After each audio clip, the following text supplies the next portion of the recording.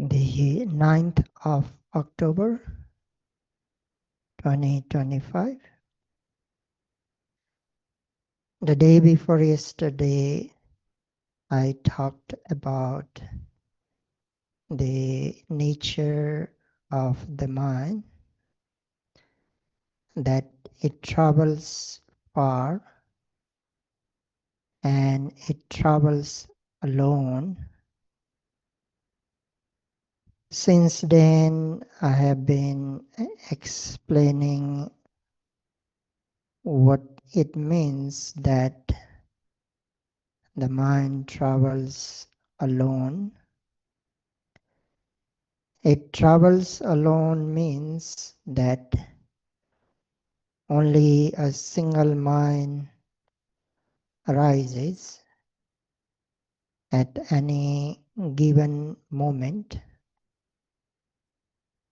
Even the millions and billions of moments can arise within a single second. Still, only one mind arises at a time.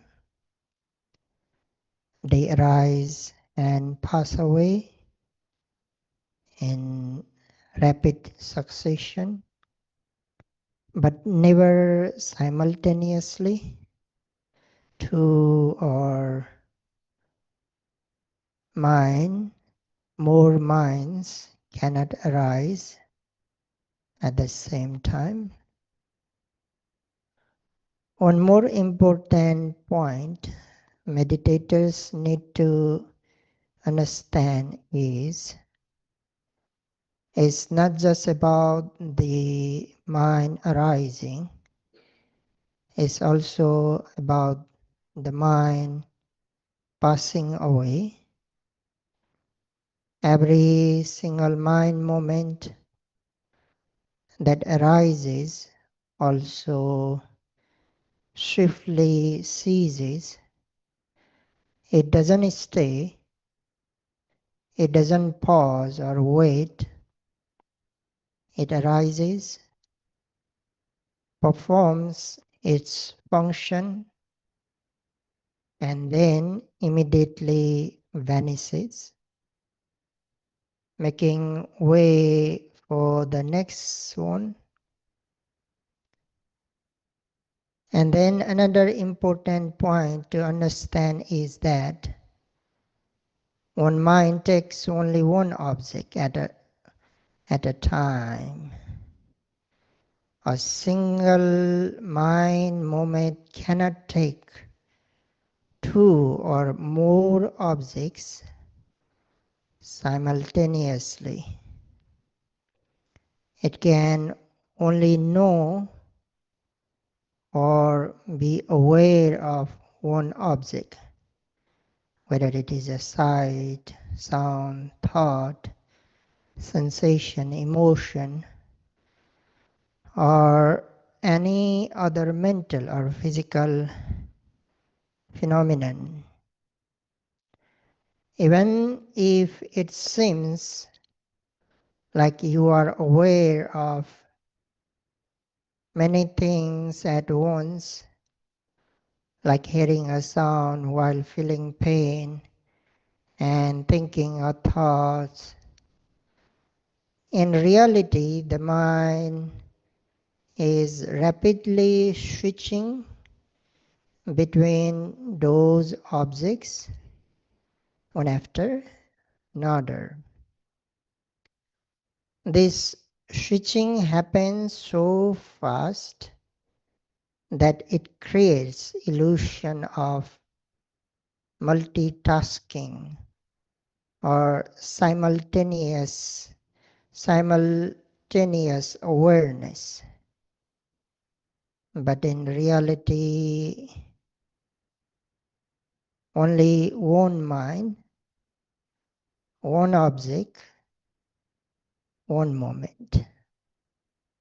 So remember this principle: one mind, one object, one moment.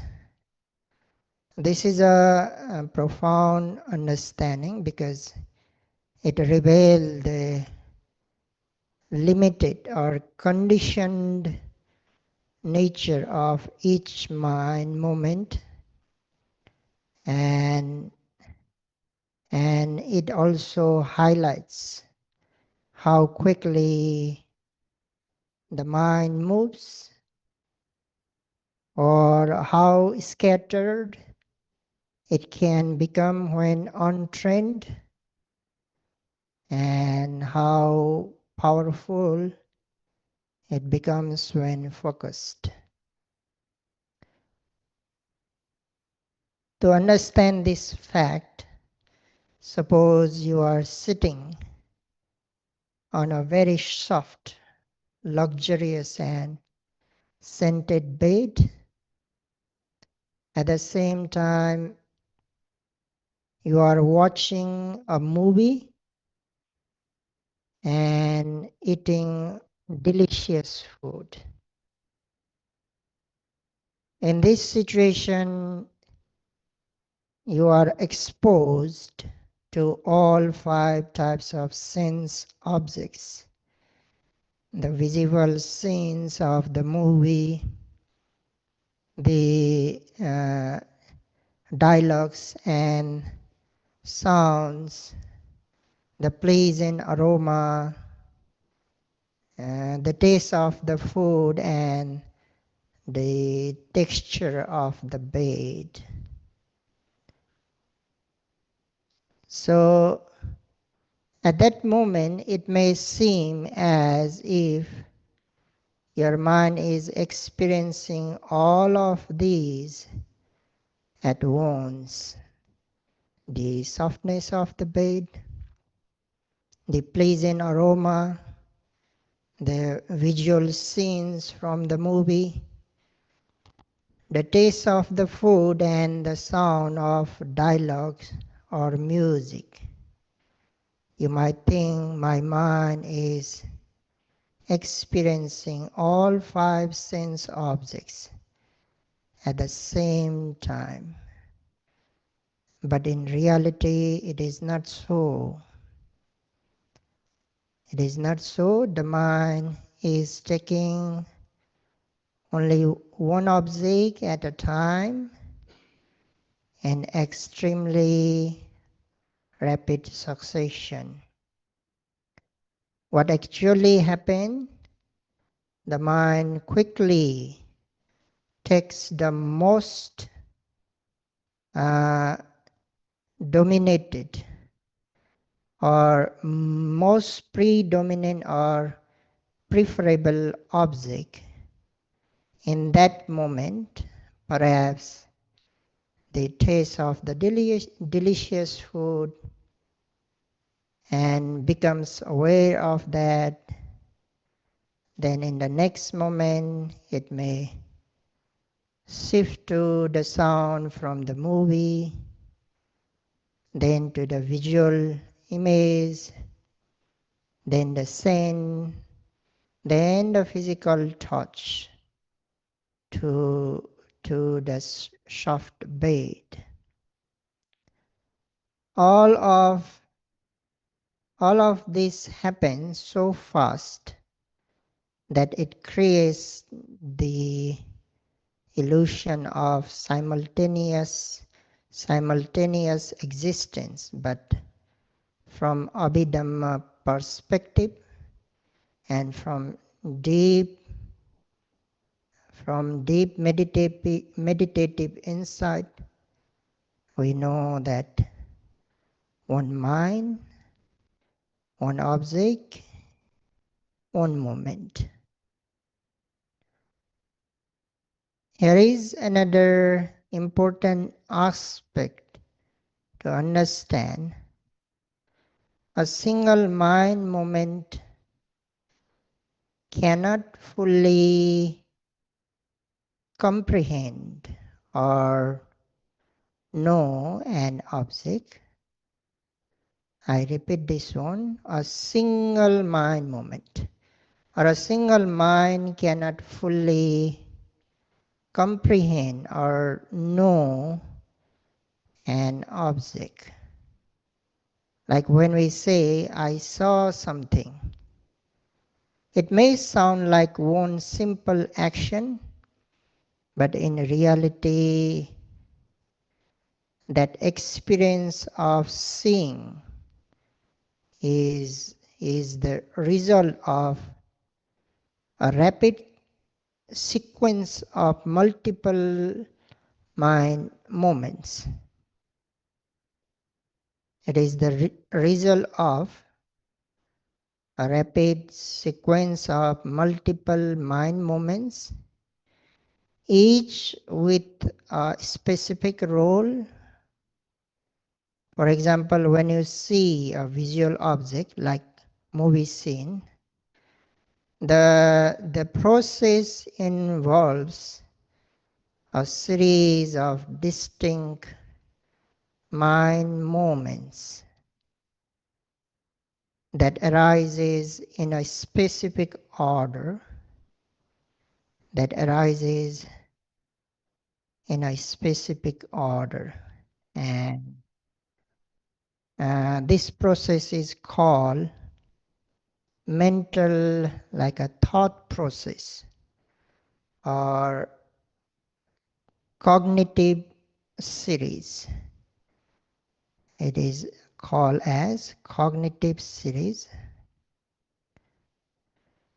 Initially, I consider skipping this part because it is difficult, it's complicated and difficult to understand, but I also felt that the facts would remain incomplete, so I decide to address it.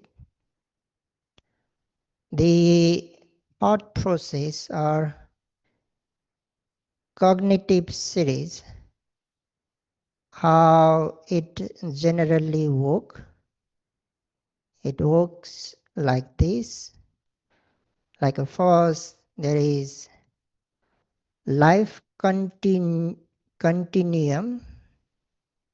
Life continuum, the consciousness, the passive or resting state of the mind that flows continuously when there is no active, when there is no active cognitive process taking place. It acts like the default mode of the mind, maintaining the continuity of mental life from moment to moment. This type of mind arises especially during deep sleep. This type of mind arises especially during the deep sleep there are when there are no dreams, no dreams, no awareness, and no mental activity involving the sense doors. So it is also present between active moments of consciousness silently flowing like a background current. So in between the active consciousness also, this life continuum consciousnesses keep arising, and then the adverting consciousness arise that turns towards the now sense object. Now mind turns towards the sense object, then maybe seeing consciousness arise. If it is sound, then hearing consciousness. If it is smell, then smelling consciousness arise. Means mind becomes aware of the like a visible object or audible object and so on. Then the receiving consciousness arises that receives the sense objects. Then investigation consciousness arises, which begins to examine it. Then determining consciousness arises, which decides what kind of object it is. Then after determining consciousness, the impulsion arises 7 times. This is the most active consciousness. The active stage where intention, reaction, volition occurs, or wholesome or unwholesome consciousnesses arise. Minimum 5 to 7 times. Then registering consciousness arise, the final stage of noting or remembering the object before the process ceases. So in this way, every time when we see, when we hear, when we smell, this cognitive series or thought process take place. And only when this full sequence of mental events occurs within a split second do we receive the object and recognize it and possibly react to it. So again, in truth, it is not a single mind that sees or knows anything. It's a whole team of the mind movement rising and ceasing in rapid succession, working together and in perfect coordination, all within a flash. And yesterday, the day before yesterday, I explained that while meditators may know, meditators may know distinct mind movements, this doesn't mean they will know every individual mind movement. In fact, they will know a full sequence that I have just mentioned, a full sequence of the mind overall. We can't know the individual mind moment. So this is to remind you. But even that's not the full picture. Okay, but even that's not the full picture. One round of this full cognitive process from the moment your mind turns towards the object to the moment it registers it is still not enough for clear recognition or for full comprehension of what is being seen. A minimum of three, a minimum of 3 to 4 full sequences occurring in rapid succession is needed for the object to be recognized or to be named or to be noticed. So just imagine what we have just discussed. When all 5 sense objects are present, and when you feel you are knowing all the 5 sense objects, so how rapidly the mind moments arise and pass away. Because even to know about a single sense object, minimum 3 to 4, the full sequence of the mind moments are required. So this is what I would like you to understand. So let's take a practical example to make this clearer. Suppose I ask you right now that take a quick glance at the statue over here, just for a blink of an eye.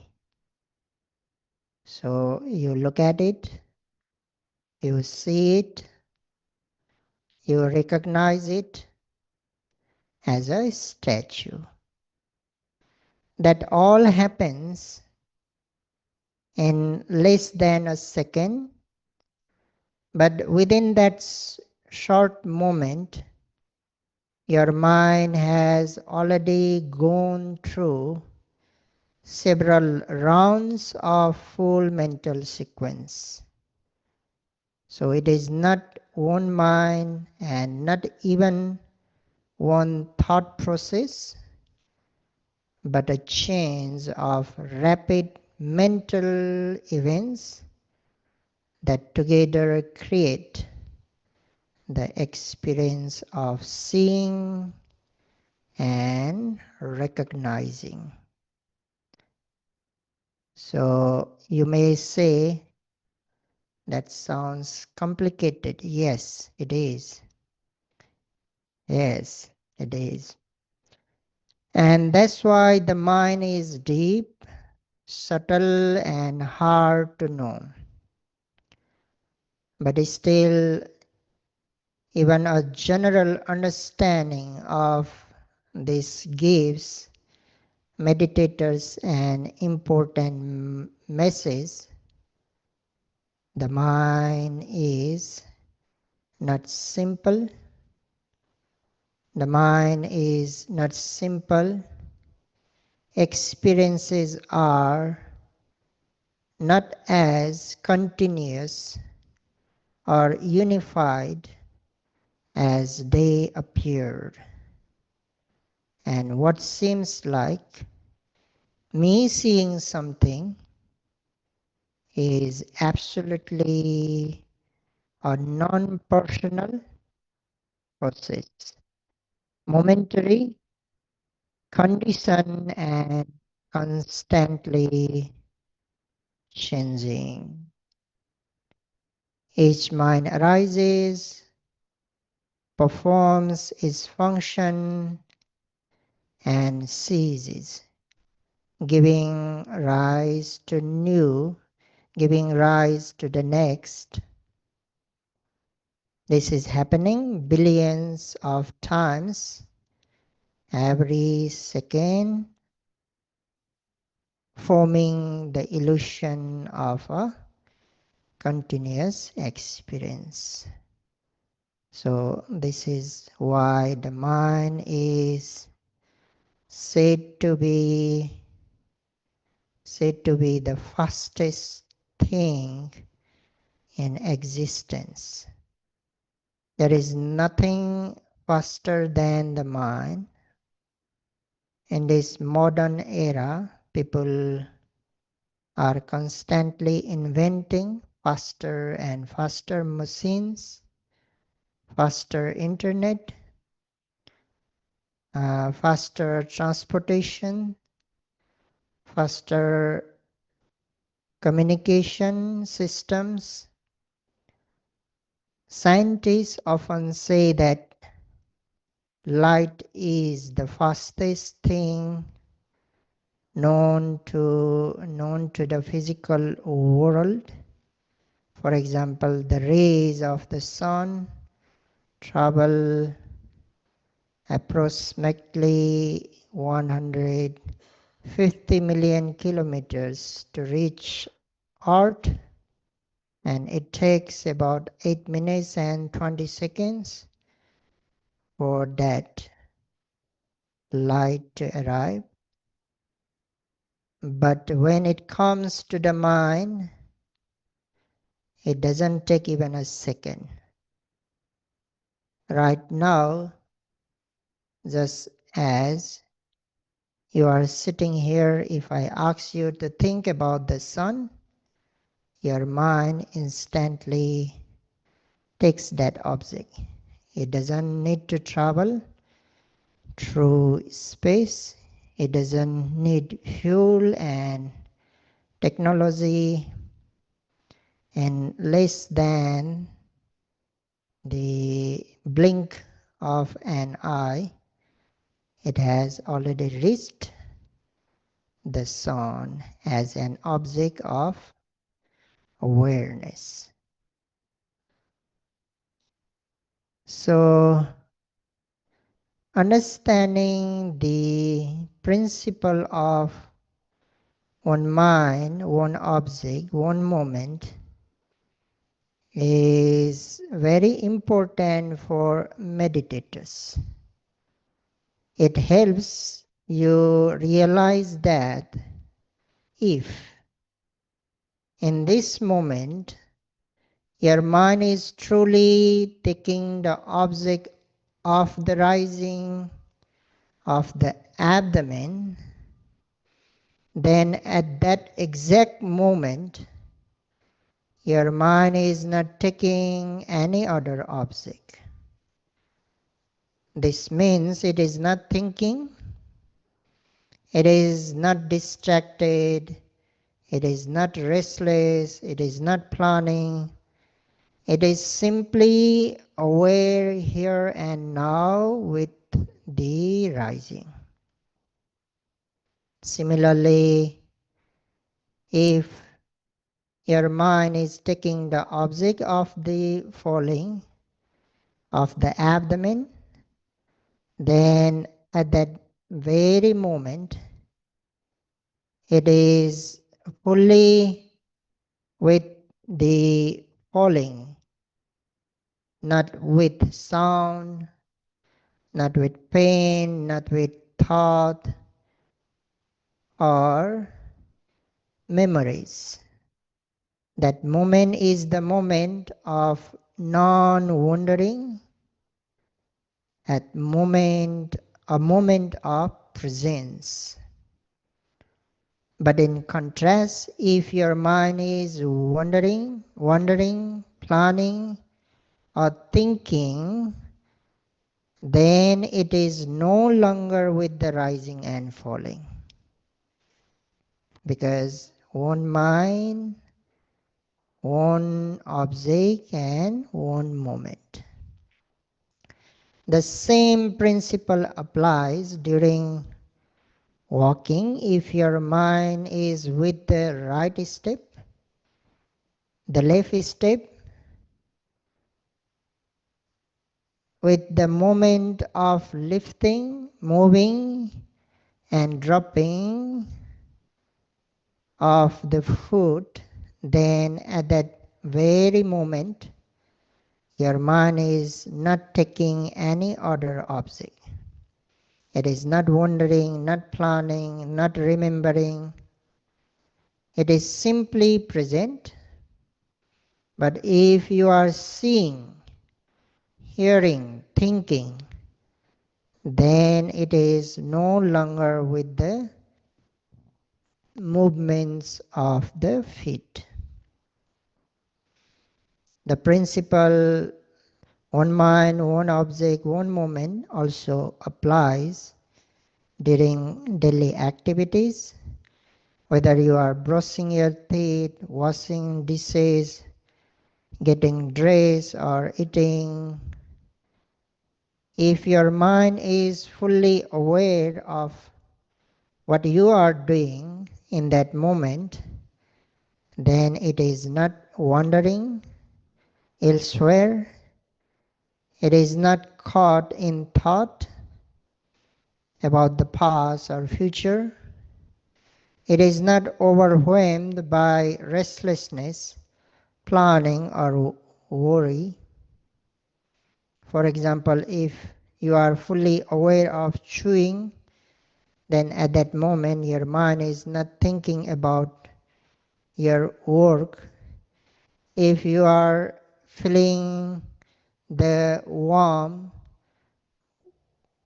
water while washing your hands, your mind is not lost in a memory. So in this way, if your mind is present, your mind is taking the meditative object at that time, your mind is not wandering, not planning, not thinking, not going elsewhere. And this is how meditators can reduce wandering thoughts. Many meditators often ask, how can I minimize thinking? How can I stop the mind from wandering so much? So this is the answer. The most effective way is to keep the mind continuously connected to the meditative object, whether it is the rising and falling of the abdomen, the movement of the feet, or any other object of mindfulness. If your mind is observing the meditative object clearly and consistently, then at those moments it is not wandering, it is not lost in thoughts, memories, or mental chatter. It is grounded in the present moment. So the key is not to fight or suppress thinking, but to increase the number of moments your mind is truly mindful. The more frequently you observe the meditative object, the fewer moments are left for wandering thoughts to arise. I repeat, the more frequently you observe the meditative object, the fewer moments are left for wandering thoughts to arise. It's like light and darkness. The more light you bring in, the less room there is for darkness. So moment by moment, breathe by breath, step by step, this is how mindfulness grows and thinking gradually quits down on its own. And again, one mind, one object, one moment also means that wholesome mind, if when a wholesome mind is present, an unwholesome mind is not. I repeat, when a wholesome mind is present, an unwholesome mind is not. And likewise, when unwholesome mind is present, a wholesome mind cannot be there at the same time. Only one mind moment arises at a time, and at exact and each mind moment is either wholesome, unwholesome, or neutral. With this understanding, we aim to develop mindfulness in each and every moment by not giving space for unwholesome states to arise. Mindfulness itself is a wholesome quality, and when it is present, there is no room for greed, anger, restlessness, or delusion. Not only mindfulness, but also the effort exerted and the concentration developed are wholesome qualities as well. When these wholesome states are present, unwholesome states are not present. This is what we referred to as freedom in our previous discussions. When mindfulness is present, the mind is free from unwholesome states, because wholesome and unwholesome mental states cannot coexist at the same time, at the same moment. Where there is mindfulness, there is no greed.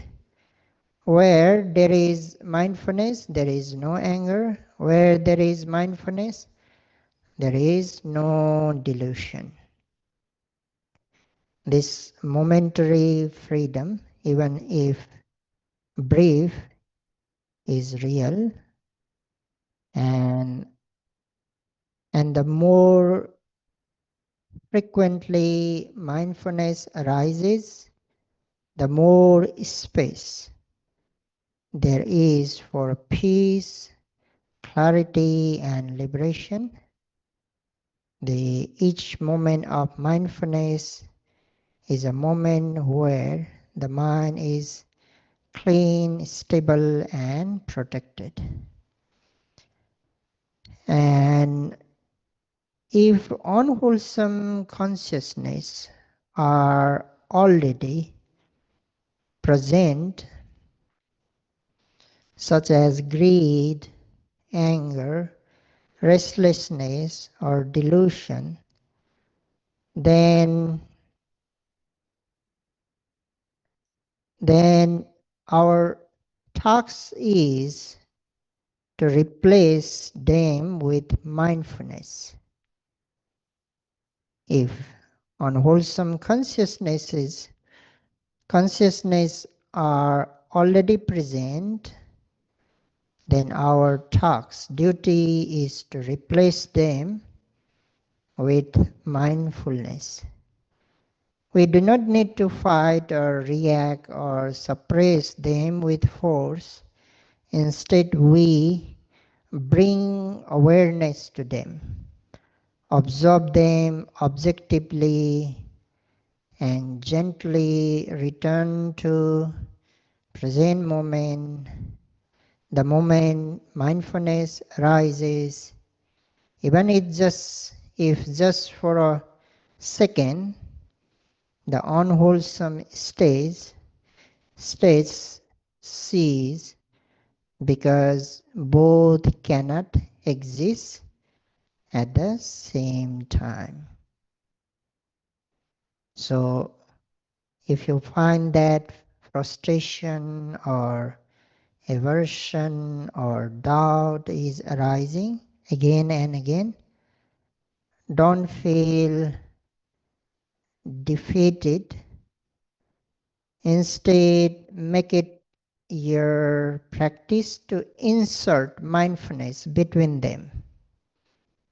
Yeah, you should try to insert mindfulness between them. When even if you cannot stop the aversion or frustration or doubt completely, if you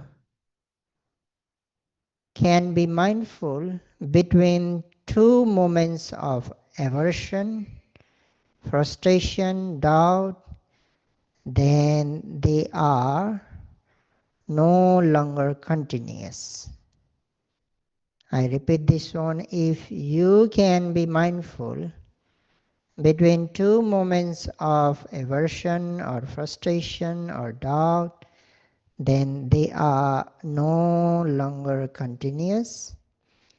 And when unwholesome states like frustration, aversion, and doubt are not continuous, they begin to weaken. So instead of being overwhelmed by how often they arise, focus on increasing the frequency of mindfulness. You should focus on increasing the frequency of mindfulness.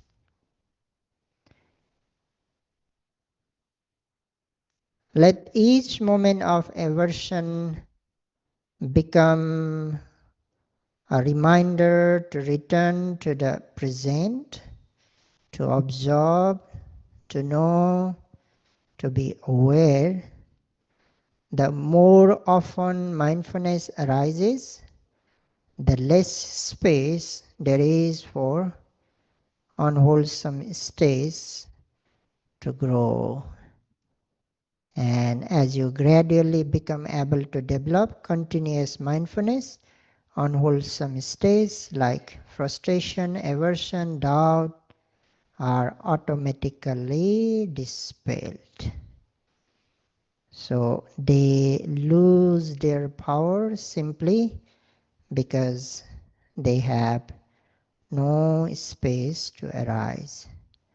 When mindfulness fills the mind, there is no room for anything unwholesome to take hold. This is natural purification. This is natural purification. This is why understanding the nature of the mind, particularly the principle of one mind, one object, one moment, is so helpful for meditators. It reminds us that at any given moment, the mind can take only one object. If the mind is with the rising of the abdomen, it is not with thoughts, it is not with anger or aversion or doubt. If it is with the falling, it is not with thoughts, anger, aversion, and doubt again. So this knowledge gives meditators a practical tool. You don't have to push thoughts or emotion away, simply be aware of them, keep returning to object moment by moment, and in doing so, you reduce the space for distraction and unwholesomeness to arise. So this is about the nature of the mind as something that troubles alone. Now let's continue with the next characteristic. The mind is without the body. When we say that the mind is without the body, it means that the mind is not physical, it is incorporeal and formless. It has no shape, no size, no dimension, and cannot we cannot say the mind is like a triangular or circular or flat or rectangular, and it is neither big or small, thick or thin. The mind has no weight. You can't weigh it on a scale. It has no color. Have you ever seen a blue mind or green mind? White or black one? Of course not. Because the mind is not made of matter and is not a visible or tangible substance. That's why it is not as easy to observe as physical objects. I repeat, it is not as easy to observe as physical objects. Meditators often express this difficulty. They frequently say, I don't know how to observe the mind, or I cannot see the mind clearly. This is a common experience and a valid one, because unlike the body, the mind cannot be seen or touched or located in any obvious way. When you observe, a physical object such as the rising and falling of the abdomen, you know exactly where to place your attention. You know where to place your attention. You can feel the movement, identify its location, and focus your awareness there.